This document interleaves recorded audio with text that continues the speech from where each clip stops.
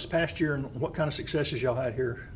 We had a really great year. Our student enrollment was almost 2,000. We're just under the 2,000 threshold. We graduated 433 completers, actually 450 seniors, but 433 completers, our highest ever at this point.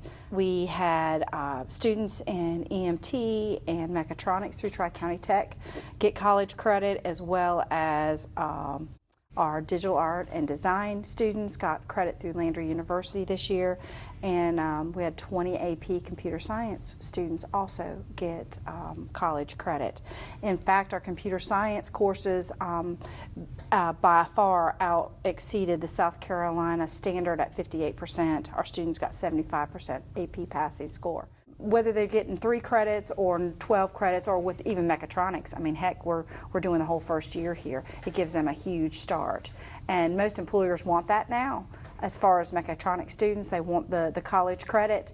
So the students get that before they get out of high school. They can go and work for the businesses while they're continuing their education at Tri-County, and it's all free. We also had 1,240 certifications this year. They run anywhere from our certified nursing assistant, our patient care technician, 911 dispatchers. We had 2 FAA Part 7 drone certifications too, which is new for us. Security officer, and of course we certified some firefighters as well. We've got some EMT students waiting to take some tests, so we'll be able to find out if they've got their EMT license. And then we have 1,000 other certifications that are just varied throughout the building that our students received as well. And they can go straight to work with that, right? I mean, oh, absolutely. You Most get that of them certification, you get out here, most of them go straight into careers. They go right on in. We're a Project Lead the Way Distinguished School again this year, an Amazon Future Engineer School. We won a gamut full of awards. This is our first year that we competed in the Aerospace American Rocketry Challenge. Schools from all over the United States and globally compete, and they have to put an egg into a rocket and they have to shoot it up, I think, exactly 850 feet, and they have to do it within 45 seconds. And if they do that, then they win, and they can go to nationals, which we got to compete in nationals this year. There was 100 teams, and we ended up 33 out of the 100. So it's our first time competing, not too bad. And they have to figure out wind speed, and these are little paper rockets that they're shooting up, and then of course the egg. They have to put the egg on there, so they have to change how much weight they put on or not to hit that 850 feet. So that was exciting for us this year. That's applied physics, basically, right? Oh, absolutely. Physics is all it is. And the kids love it. Yeah. They just love it. We won first and third in auto collision this year again. This is like 8 years in a row for us. Our teachers just knocking it out of the park. In digital art and design, we won second in advertising design and third in photography this year. Graphic communications won first in screen printing, third in image sublimation, and we won the PICA awards this year. PICA is through South Carolina and North Carolina. They recognize one high school, and we were the high school that they recognized, and we won and competed. This is our, I think, 6 year in a row of winning that. We competed for the first time with law enforcement. We got second in the technical response team. Our media broadcasting and our radio station won 5 national awards. That's become like you're just used to that now, right? I know, it's terrible to say that, but yeah, I mean, we just expect it. But we expect that of all of our programs. And when we talk about the things that we win and the awards we win, it's just our teachers and our students strive to be the best, and they want to be the best. Our program in game design also went this year. We got third in programming, and our esports team won a couple of different things. They actually made it into the gold bracket in the national championship. They won several different divisions.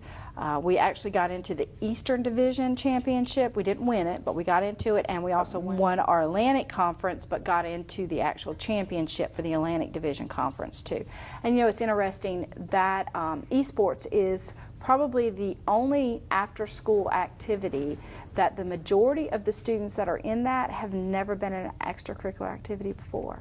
When I talked to them when they first came in, there was about 60 of them when they first started esports, and 92% of them said they've never joined an extracurricular activity until they got here. Brand new lab, so the students will be able to compete in a state-of-the-art facility. Parents will be able to come in and see the students compete. It's just like an athletic event. We'll have a shoutcaster as well, so they'll do play-by-plays of the games that they're in. Lots of scholarships out there right now. A lot of money in that esports stuff, and they're even talking about Olympics now. Absolutely. It is crazy, and the kids love it. So why not enable a place where they can come and compete and do what they enjoy. Our culinary team won first in state again this year. I think it's his 12th out of 13th year that he's won in South Carolina State, and we got third in national. So he is working his way up. I think he said he missed first and second place by like 0.004%. I mean, it was so low. But we haven't won, so I think that's what his goal is, to win nationals. So we had a really good year last year. August 1st, I think, is the earliest date I've ever remember anybody starting school in South Carolina. Does that affect y'all in any way, that having this early start? It is fantastic for us because, you know, the goal of starting earlier is to hit that 90 days before Christmas break. So in the past, we've always drawn out first semester 2 more weeks after Christmas break, and so really it's just review. It's almost a wasted week, and then the last week is all testing. So if we can get all of that prior to Christmas break hitting, then that gives us, really it saves us a whole week of curriculum and time-wise. So I think it's great for us to start earlier, the kids can finish earlier, the teachers can finish earlier, and we can start fresh when January hits. The students can go ahead and continue working over Christmas break. It also allows those that are in like mechatronics, where they're taking that Tri-County course, and they don't have the time to leave class, it allows them that break time to take off and work during that time. We do have about 30 students placed this summer. These are rising seniors, so these are juniors that just left us that are out for the summer, and they're out to work prior to their senior year. So I anticipate those will come back the first day of school and then start working again right when school starts back. So it's a good opportunity for them to continue on working as well. So we want to continue working on school to work opportunities. That is our first priority. We want students to get out into industry, and industry wants to get our students. So that's our first priority. We're looking at a new vet lab. We have lots of students that are interested in vet tech, especially with Clemson University's new veterinary science program. And, you know, it's a simple transition to leave us, go right to Tri-County, finish 2 years, and then hit right on to Clemson University. So we've seen an increase in the number of students that want to do that. So we've revamped our vet tech lab. And we're building a new barn thanks to the penny sales tax. Both school districts, Anderson 1 and 2, gave us money for the penny sales tax. And so we are building a brand new barn with that. Our board has designated some money toward new greenhouses, so that'll all be in a combination of getting a new greenhouse and a new barn. So we look forward to that. What will that allow you to do, a new barn? Animals is primarily what we want to do. Our teacher and our students have really come to love the whole swine and pigs movement, and so this allows the students to see the babies being born. They take them from being born, they raise them, they feed them, they take care of them all summer or all during the school year, and then full circle happens about a year later, and the students get to see them sold or complete, finished. And so it certainly gives the responsibility back to the student in raising an animal. We're looking at expanding our parking lot. We have, like I said, 75 seniors, and we have about 300 parking spots. So we have run out of parking spot room. So we have got some money together. The board and our Anderson delegation has allowed us to use some funds to purchase some new asphalt for the front. And so we'll see, hopefully in the fall, some construction going on with parking lot and new parking spots, and then hopefully next year we'll be able to build a new manufacturing building and do some CNC and advanced manufacturing. We just did an exciting partnership with ANMed Health. We developed what we call it Med Ed Academy, and so ANMed took 10 high school juniors. They just finished. They'll be going into their senior year.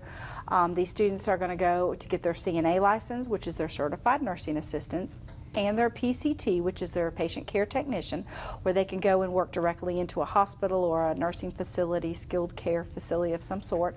They get their license, and the Development Corporation of Anderson County actually donated $150 per student, so every student got $150 from them to spend 10 days at ANMED. They toured around, they did all the different programs, all the different departments, and they got to spend that time there, and then they'll take their PCT and CNA courses in the fall, and hopefully in January those students will actually be employed by ANMED and be able to go ahead and continue on to go to school to be a nurse. That's the ultimate goal from this.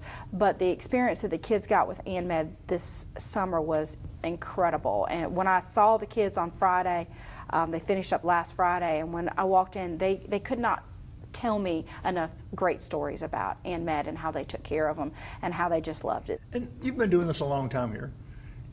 What kind of feedback do you get from former students or even from current students and parents about the experience and how it's helped prepare them for their lives? It's funny that you said that. So the director of nursing, Chandra Trotter, she's handles everything at ANMED as far as anything that deals with nursing. She graduated from our program almost 25 years ago, and that's what got us in the door, and that's what got, because she realized she got her CNA license from us. So hometown celebrities, those that have made it and done well with themselves, you know, graduated from us and sees the value of career and tech ed, even though it's changed a lot. Even, I mean, I've been here 20 some odd years, and in the time that I've been here, it's changed a lot. But even more since when they were in school, it's changed a lot. So I think just providing those opportunities for students, whether they want to go to college, whether they don't, whether they want to go ahead and go right into a job, whether they want to go to college and get a job, all of those opportunities are there in a career and technology education facility. Anderson 1 and 2 sends us great kids. They send us great parents. They have great community members. They've got businesses. The entire Anderson County's got businesses that are ready to support and help lead the way for that next profession and that next student to take whatever option they want to take.